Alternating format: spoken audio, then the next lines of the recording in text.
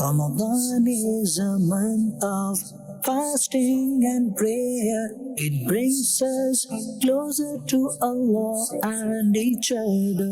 It brings us closer to Allah and each other. Alhamdulillahi Rabbil Alameen wa salatu wa salamu ala Sayyidil Anbiya'i wal Mursaleen.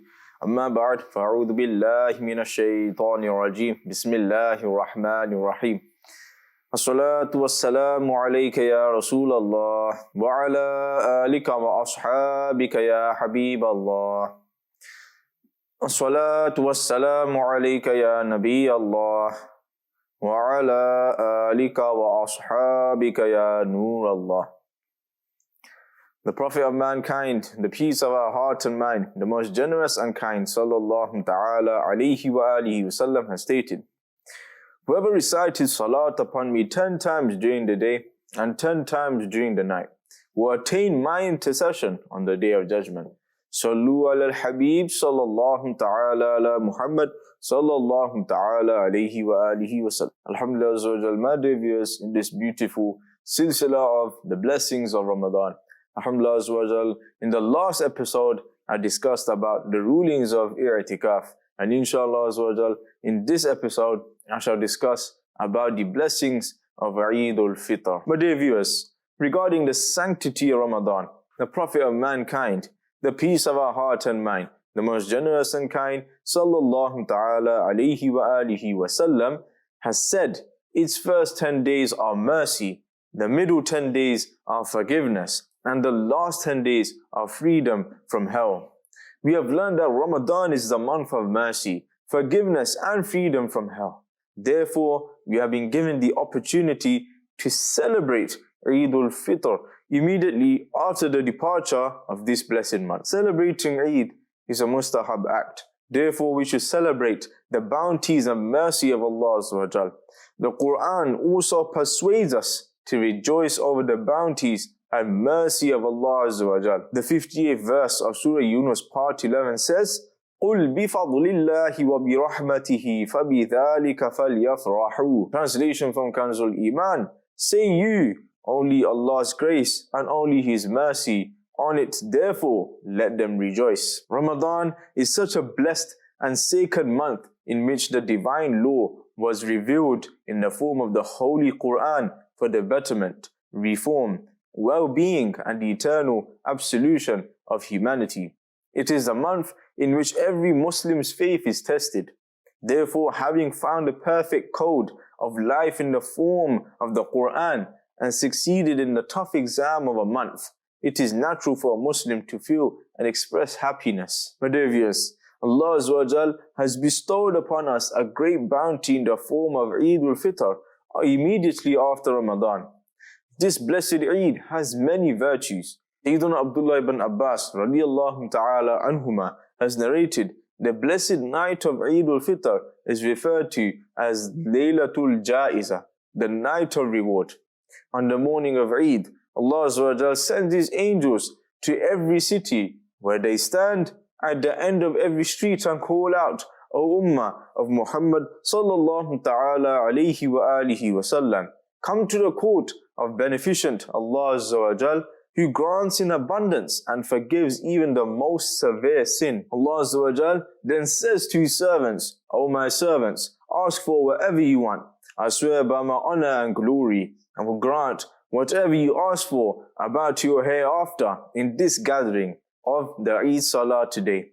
And whatever you want regarding the world, I will see your betterment. In other words, I will do what is best for you. I swear by my honor, I will conceal your mistakes as long as you abide by my commandments. I swear by my honor, I will not humiliate you with the sinners. So return to your homes, forgiven, you have pleased me, and I am pleased with you. Subhanallah Azza wa Jal. My dear viewers, how kind and merciful Allah Azza wa Jal is to us. He showers His mercy upon us in the whole month of Ramadan, and then He Azza wa Jal grants us the happiness of the Eid as soon as this blessed month ends.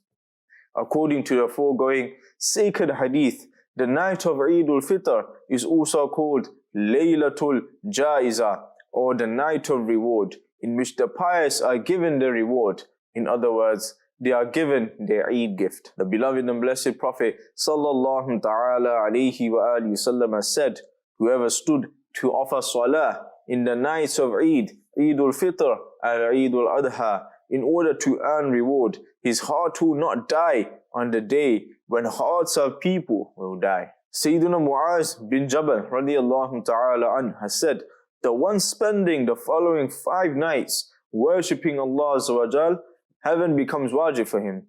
The nights of the 8th, 9th and 10th Dhul Hijjah, 3 nights. The night of Eid al-Fitr and the 15th night of Sha'ban, Shab-e Barat. According to the hadith narrated by Sayyidina Abdullah ibn Abbas radiyallahu ta'ala anhuma, on the day of Eid, the angels make announcement of divine bounties. Allah Azza wa Jal showers His mercy and blessing upon people. He Azza wa Jal forgives the people that gathers for the Eid Salah. Moreover, it was also announced that whoever desires goodness in worldly life and in the afterlife should ask for it. His desires will surely be satisfied. If only we learn what to ask for on such sacred occasions when their prayers are likely to be answered. Usually, people ask for the worldly betterment, success, blessing in their sustenance, and other worldly benefits only. Besides worldly betterment, we should ask for the betterment and goodness of our hereafter, steadfastness of our faith, death in the state of faith in Medina at the feet of our Holy Prophet sallallahu ta'ala alayhi wa alihi wa sallam in the form of martyrdom, burial Jannatul Baqi and neighborhood of the beloved Rasul sallallahu ta'ala alayhi wa alihi wa sallam in Jannatul Firdaus without being held accountable. My dear viewers, ponder how important the day of Eid al-Fitr is. It is the day of divine mercy. No one is disappointed. On one hand, the pious people of Allah Azza wa Jal rejoice over mercy, forgiveness and blessing. While on the other hand, the worst enemy of mankind, Satan, burns in the fire of fury when he sees the believers being blessed with the huge bounties of Allah Azza wa Jal. Sayyidina Wahab bin Munabbih radiyallahu ta'ala an has said that Satan screams and cries on the occasion of Eid every year.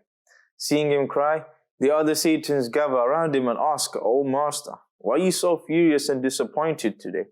He replies regretfully, Allah Azza wa Jal has forgiven the ummah of Muhammad sallallahu ta'ala alayhi wa alihi wa sallam today.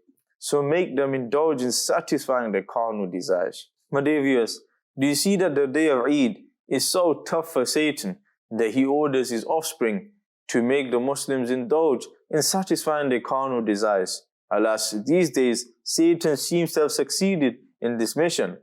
On the day of Eid, we should be thanking Allah Azza wa Jal by worshipping Him in abundance. But unfortunately, it appears the Muslims have been unaware of the actual concept of Eid. My dear viewers, the abundance of sins may turn this blessed day of Eid into the day of warning for the ungrateful. For the sake of Allah Azza wa Jal, we need to have pity and give up on sins. Never waste money, as Allah Azza wa Jal has declared those who spend wastefully as the brothers of Satan. Therefore, the 26th and the 27th verses of Surah Bani Israel, part 15 say, وَلَا تُبَذِّرْ تَبْذِيرًا إِنَّ الْمُبَذِّرِينَ كَانُوا إِخْوَانَ الشَّيَاطِينَ وَكَانَ الشَّيْطَانُ لِرَبِّهِ كَفُورًا. Translation from Kanzul Iman, and spend not extravagantly. No doubt those who spend wastefully are the brothers of Satan, and the devil is very ungrateful to his Rabb Azza wa Jal. But dear viewers, the foregoing verse has made it clear that the Holy Quran strictly condemns the waste of money. Remember, no one can please Allah Azza wa Jal by wasting money. The distinguishing factor between humans and animals is wisdom, strategy, and farsightedness.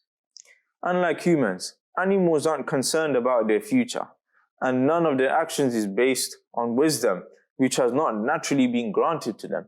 On the contrary, humans are concerned about their future, and Muslims are concerned about the hereafter as well. Thus, the one making efforts for the betterment of the hereafter with proper strategies is in fact a wise person, but unfortunately, no effort is made for the betterment of the hereafter, taking advantage of this mortal world. Nowadays, earning wealth, eating excessively, and then sleeping deeply seem to have become people's aim of life. Believers, the aim of life isn't just to get high degrees, eat, drink, and make merry. Instead, there is a very great and sacred aim of our life. Let's ask the Holy Quran, O the true book of Allah Azza wa Jal, please guide and tell us what the aim of our life and death is. The Holy Quran answers in part 29, Surah Mulk, verse 2, خَلَقَ الْمَوْتَ وَالْحَيَاةَ لِيَبْلُوَكُمْ أَيُّكُمْ أَحْسَنُ عَمَلًا. Translation from Kanzul Iman. He Azza wa Jal, who has created death and life, that He Azza wa Jal might test you as to whose work is excellent among you. Therefore, the creation of life and death is aimed at testing humans as to who the more obedient and sincere is. My dear viewers, sins may well turn the day of Eid into a day of Wa'id, into a day of warning, which may result in the sinner being punished. Remember, Eid isn't for the one wearing new clothes. Instead, Eid is for the one fearing the divine retribution. There is a world of difference between today's Muslims' way of celebrating Eid and that of awliya. Allah Azza wa Jal forbid, these days people regard that wearing new clothes and eating delicious foods is all about Eid, whereas our respected awliya, rahimahumullah ta'ala, would avoid luxuries of the world and would always oppose their nafs. But devious, no doubt having a bath, wearing new or washed clothes, and applying Fitr on Eid are all sacred sunnahs, whereby we get the purification of our external body.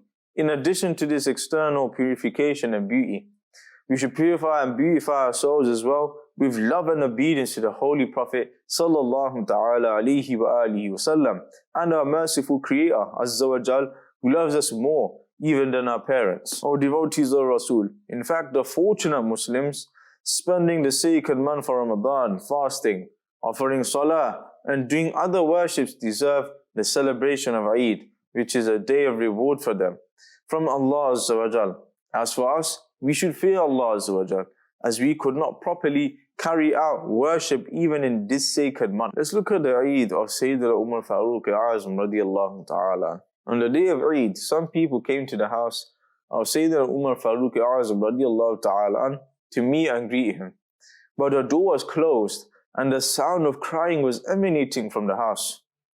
When the door opened, they asked surprisingly, O Amir al-Mu'mineen radiyallahu ta'ala an, today is Eid and everyone is delighted.